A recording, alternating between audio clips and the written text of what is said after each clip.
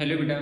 तो जो बच्चे राजकीय आश्रम पद्धति विद्यालय की प्रवेश परीक्षा की तैयारी कर रहे हैं उनके लिए एक महत्वपूर्ण सूचना क्या है बेटा, अगर आप हमें फॉलो करते हो तो हम आपको प्रीवियस ईयर के जो क्वेश्चन पेपर हैं उन्हें सॉल्व करा के देते रहेंगे। ठीक है बेटा, तो आप हमें फॉलो कर लीजिए, मतलब सब्सक्राइब कर लीजिए, और अगर मर्जी हो तो कोई जबरिया नहीं है। तो आज हम क्या करने वाले हैं, आज हम 2024 में क्लास 6 में जो क्वेश्चन पेपर आया था उसका हिंदी का पोर्शन सॉल्व करने वाले हैं। वो पूरा नहीं, केवल 5 क्वेश्चन विद एक्सप्लेनेशन।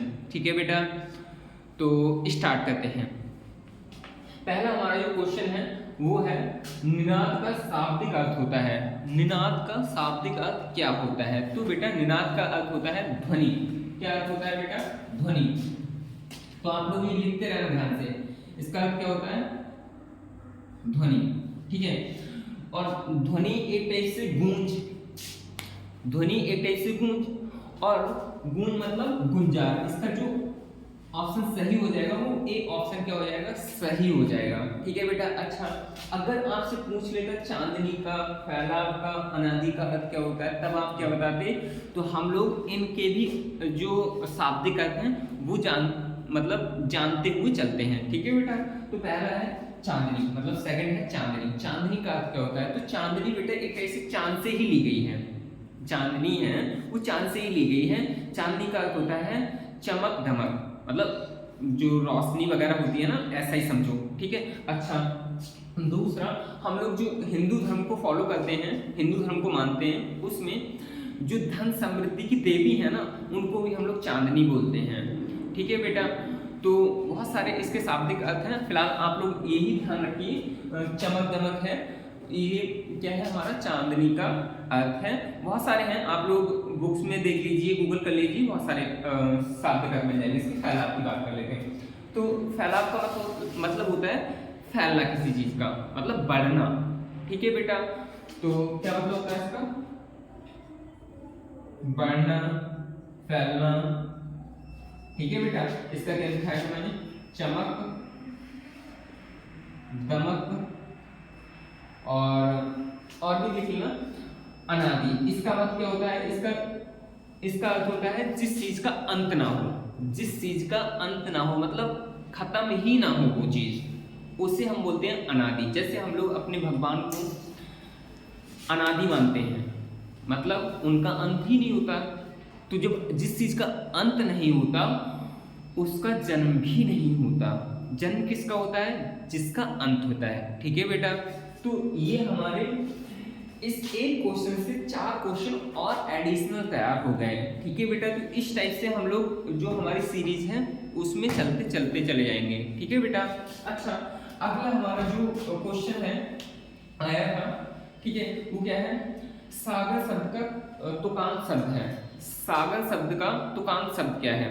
अच्छा, तो सबसे पहले हम लोग समझते हैं तुकांत शब्द क्या होते हैं। तो बेटा वो शब्द जिनकी लास्ट की जो ध्वनि है ना वो एक जैसी है। ठीक है बेटा, उन्हें तुकांत शब्द कहते हैं। जैसे प्यार व्यार हो गया, ठीक है, प्यार व्यार हो गया, सागर गागर हो गया। तो देखो बेटा, अगर प्यार व्यार कर रहे हो तो लिख लेना प्यार व्यार, लास्ट की जो ध्वनि है एक जैसी आ रही है। अगर तुम सागर गागर मान लो, ठीक है, तो उसकी भी लास्ट जो ध्वनि आ रही है वो एक जैसी आ रही है। तो इसमें देखोगे आपका सागर का जो तुकांत शब्द आएगा वो गागर आएगा। क्या आएगा बेटा? सागर का जो आपका तुकांत शब्द आएगा वो क्या आएगा? गागर। अच्छा, अगर मैं 2 एक एग्जाम्पल और लूं तो आप ऐसे कह सकते हो सहन, आप क्या कह सकते हो? रहन सहन, खान पान, ये सब आपके तुकांत शब्द हो जाएंगे।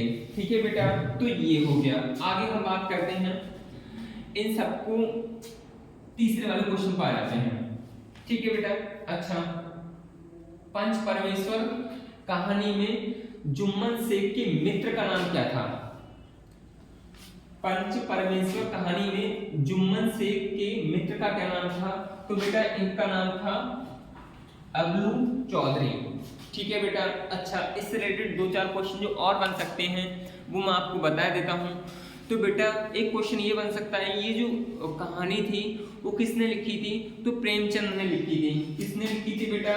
प्रेमचंद ने, मैंने यहाँ लिख रखा है, ठीक है। अच्छा, ये अगर आपसे पूछा जाए ये कहानी क्या शो करना चाहती, मतलब क्या शो करती है, तो सीधी सी बात है, ये पंचायती, जो हमारे आज भी गांव में पंचायत बुला ली जाती है ना, कि अगर किसी का भाइयों में बंटवारा हो तो पंचायत, एक ऐसी पंचायती व्यवस्था को शो करती है ये कहानी, ठीक है बेटा।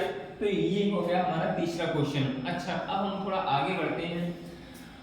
चौथा क्वेश्चन है, हमसे कह रहा है हिंदी कथा में सम्राट के रूप में जाना जाता है। बहुत इंपॉर्टेंट क्वेश्चन है बेटा, मैं तो अभी भी इसे इंपॉर्टेंट नहीं बोलूंगा। और ऐसा नहीं कि ये क्लास 6 में आया हुआ है तो आप, ऐसा नहीं है 7th में हो, मतलब 7th में परीक्षा की तैयारी कर रहे हो या 8th की कर रहे हो, 9th की, तो आपके लिए भी ये इतना ही इंपॉर्टेंट है जितना कि 6 वालों के लिए। हाँ, ये हो सकता है अगर मैं 9th का पढ़ाऊँ तो जो नीचे वाले क्लास वाले हैं वो उसे चाहें तो ना देखें, बट नीचे वाला है वो ऊपर वाले देख सकते हैं, क्योंकि बेटा इसमें से कुछ भी ऊपर वाले बच्चे से पूछा जा सकता है ना। तो बेटा इसकी बात कर लेते हैं। हिंदी में कथा सम्राट के रूप में जाना जाते हैं तो कौन जाने जाते हैं? प्रेमचंद। कौन? प्रेमचंद को हिंदी में कथा सम्राट के रूप में जाना जाता है, ठीक है बेटा। अच्छा, आगे हम बात कर लेते हैं। हमारा 5वां क्वेश्चन है नदी का पर्यायवाची। तो नदी का पर्यायवाची क्या है आप लोग जानते हैं, तो नदी का पर्यायवाची क्या है बेटा? सरिता, ठीक है बेटा। अच्छा, तो ये हमारे 5 क्वेश्चन सॉल्व हो गए। बाकी मुझे इनकी बहुत ज़्यादा एक्सप्लेनेशन करनी थी, बट अभी हमारे पास टाइम थोड़ा कम है, तो हमने ये शॉर्ट वीडियो बनाई थी आज। फिर हम रेगुलर बेसिस पर लाते रहेंगे आपको सभी क्लासों की। अभी हम 6 का पूरा करना है, फिर 7th का, फिर 8th का, फिर 9th का, ठीक है बेटा। और तो मैं आपको क्या बताने वाला था, आपको बताने वाला था कि आप लोग हमें फॉलो पक्के से कर ही लीजिए, आज के आज ही कर लीजिए, ठीक है बेटा।